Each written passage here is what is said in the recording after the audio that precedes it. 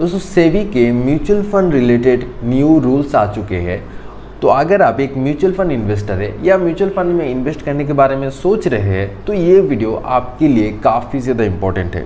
और अगर आपने इन रूल्स को सही से फॉलो नहीं किया तो आपका जो म्यूचुअल फंड अकाउंट है या तो वो फ्रीज हो सकता है या फिर उसमें फर्दर जो ट्रांजैक्शन है वो रोक दिए जा सकते हैं। तो मेक श्योर आप इन रूल्स को फॉलो करें जो भी मैं इस वीडियो में आपको बताने वाला हूँ, और आप इस वीडियो को बिल्कुल एंड तक देखें।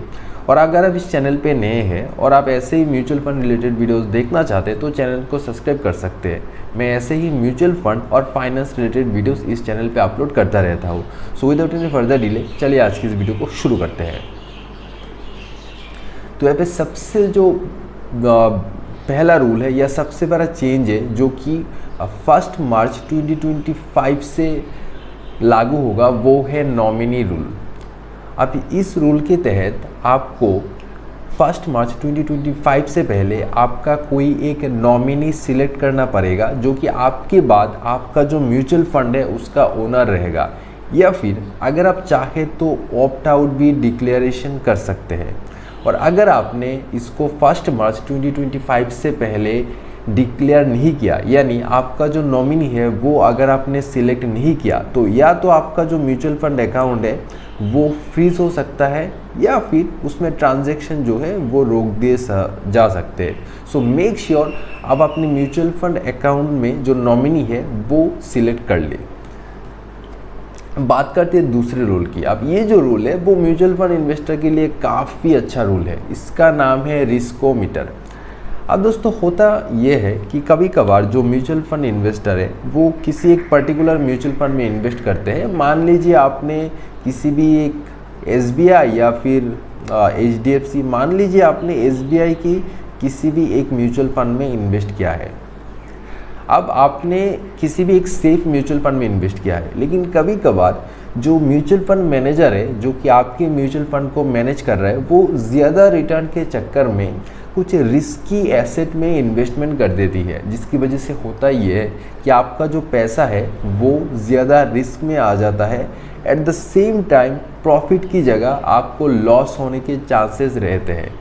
तो इस चीज़ को टैकल करने के लिए सेबी ने रिस्कोमीटर नाम का एक नया रूल लाया है। इसके तहत होगा ये कि हर महीने आपका जो म्यूचुअल फंड अकाउंट है उसमें ये अपडेट होगा कि आपके जो पैसे हैं वो क्या सेफ है या वो रिस्क जोन में है। तो मान लीजिए अगर वो जो म्यूचुअल फंड मैनेजर है वो आपके पैसे को किसी भी रिस्की एसेट में इन्वेस्ट कर रहा है, इन दैट केस आपको पहले ही पता चल जाएगा और आप इस चीज़ को यहाँ पे रोक भी सकते हैं अगर आप चाहें तो मेरे ख्याल से ये म्यूचुअल फंड इन्वेस्टर के लिए काफ़ी सही अपडेट है। तो जो लोग ज़्यादा रिस्क नहीं लेना चाहते हैं तो उनके लिए ये अपडेट काफ़ी बेटर है। उनको हर महीने आप चेक कर सकते हैं कि आपकी जो पैसे हैं वो रिस्क में है या सेफ है। अब बात करते हैं तीसरे अपडेट की, और ये एक्सपेंस रेशियो के रिलेटेड है। दोस्तों पहले क्या होता था, अब ये जो अपडेट है वो थोड़ा अप्रैल 2024 से ही वो एप्लीकेबल है, लेकिन मैंने सोचा कि इसको भी ऐड कर लेते हैं क्योंकि ये भी काफ़ी रेलेवेंट है इस वीडियो के लिए। तो दोस्तों पहले क्या होता था कि अगर आप किसी भी म्यूचुअल फंड में इन्वेस्ट करते थे तो मान लीजिए आप 1 लाख इन्वेस्ट किए थे, इन दैट केस 1000 या 1500 तो सिर्फ चार्जेस ही चला जाता था म्यूचुअल फंड को। यानी अगर आपका लॉस भी हो या अगर आपका प्रॉफिट भी हो, लेकिन फिर भी आपको कुछ चार्जेस देना पड़ता था। इसको कहा जाता है एक्सपेंस रेशियो। तो ये चार्जेस पहले काफ़ी ज़्यादा होता था, जिसकी वजह से आपका जो है वो प्रॉफिट उतना ज़्यादा नहीं हो पाता था क्योंकि काफ़ी सारा पैसा तो चार्जेस में ही चला जाता था और हर साल आपको ये चार्जेस देना पड़ता था। ये इनडायरेक्टली आपका जो म्यूचुअल फंड है उससे ही कट के जाता था। लेकिन अभी दोस्तों सेबी ने क्या किया है, अभी एक अपर लिमिट उन्होंने फिक्स कर दिया है। अब इसका मतलब ये है कि जो म्यूचुअल फंड मैनेजर है वो एक पर्टिकुलर लिमिट से ज़्यादा आपके ऊपर चार्ज नहीं लगा सकता। इसकी वजह से होगा ये कि आपका जो प्रॉफिट है वो आप ही के पास रहेगा और आपको चार्जेस कम देने पड़ेंगे। अब ये जो अपडेट है वो काफ़ी सारे लोगों को पता नहीं है, लेकिन मेरे ख्याल से one of the most important update है। Direct plan versus regular plan. अब दोस्तों काफ़ी सारे लोगों को ये पता ही नहीं होता कि जो म्यूचुअल फंड है वो दो तरीके के होते हैं, एक है डायरेक्ट और रेगुलर प्लान। मान लीजिए आप किसी भी म्यूचुअल फंड में इन्वेस्ट करते हो, HDFC हो या फिर SBI की कुछ म्यूचुअल फंड हो या निपुण के कुछ म्यूचुअल फंड हो, किसी भी म्यूचुअल फंड में आप इन्वेस्ट करते हो, हर एक म्यूचुअल फंड का दो टाइप होता है, एक है डायरेक्ट और है रेगुलर प्लान। तो इसमें होता ये है कि मान लीजिए सबसे पहले मैं डायरेक्ट को एक्सप्लेन करता हूँ, फिर मैं आपको रेगुलर प्लान के बारे में बताऊँगा और मैं आपको बताऊँगा कि इन टाइप से कैसे आप अपना रिटर्न जो है वो इंक्रीज़ कर सकते हैं। अब कुछ लोगों को पता नहीं होता कि वो गलत म्यूचुअल फंड चुनने की वजह से हर साल उनका जो पैसा है वो किसी दूसरे जो है वो AMC यानी एसेट मैनेजमेंट कंपनी को जा रही है और उनको पता ही नहीं होता, उनको हर साल लॉस हो रहा है गलत म्यूचुअल फंड चुनने की वजह से और उनको इसका पता ही नहीं होता। तो आज की इस वीडियो में आपको ये चीज़ें बिल्कुल क्लियर हो जाएगी। सबसे पहले रेगुलर प्लान से शुरू करते हैं, ठीक है।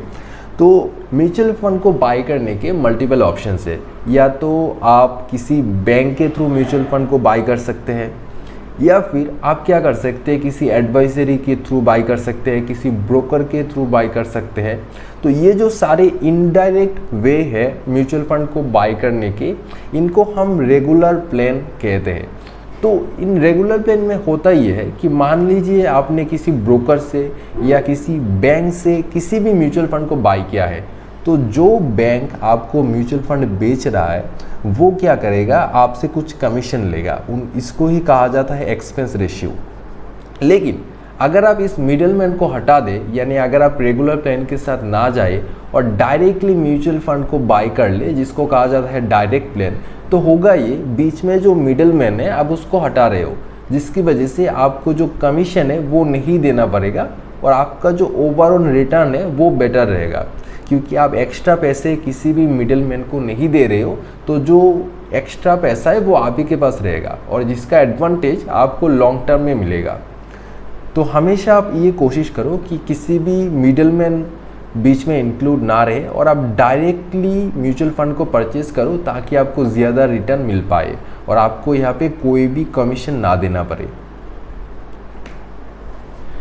अब ठीक है, अब लास्टली बात करते हैं कि आपको क्या करना चाहिए। सबसे पहले 1 अप्रैल 2025 से पहले आप नॉमिनी ज़रूर ऐड कर लेना। मंथली बेसिस पे आप रिस्कोमीटर भी चेक कर सकते हैं, ताकि आपको पता रहे कि आपकी जो पैसे हैं क्या वो सेफ है या जो म्यूचुअल फंड मैनेजर है वो किसी रिस्की एसेट में आपके पैसे को डाल रहा है। तीसरा, एक्सपेंस रेशियो, यानी जो कमीशन कितना कोई भी म्यूचुअल फंड आपसे ले रही है उस चीज़ को हमेशा कंपेयर करो, और ये जो एक्सपेंस रेशियो है वो जितना ज़्यादा कम है उतना ही आपके लिए अच्छा है। लास्टली, हमेशा जो डायरेक्ट प्लान है वही प्रेफर करिएगा, अदरवाइज़ आप किसी मिडलमैन को कमीशन दे रहे हो जिसका लॉस आपको इनडायरेक्टली हो रहा है। अब दोस्तों अगर फिर भी आपको कोई डाउट है इन रूल्स से रिलेटेड तो आप मुझे कमेंट कर सकते हैं, मैं कमेंट सेक्शन में आपके डाउट को रिजॉल्व करने की कोशिश करूंगा। और आई होप ये जो वीडियो है वो आपके लिए हेल्पफुल रहा होगा। अगर आप किसी नेक्स्ट टॉपिक पे वीडियो चाहते हैं तो आप कमेंट करके भी बता सकते हैं, मैं उस टॉपिक पे वीडियो बनाने की कोशिश करूंगा। और यहीं पे दोस्तों हो जाते हैं आज की वीडियो की एंड, और मैं मिलता हूँ आपसे मेरे अगले वीडियो में।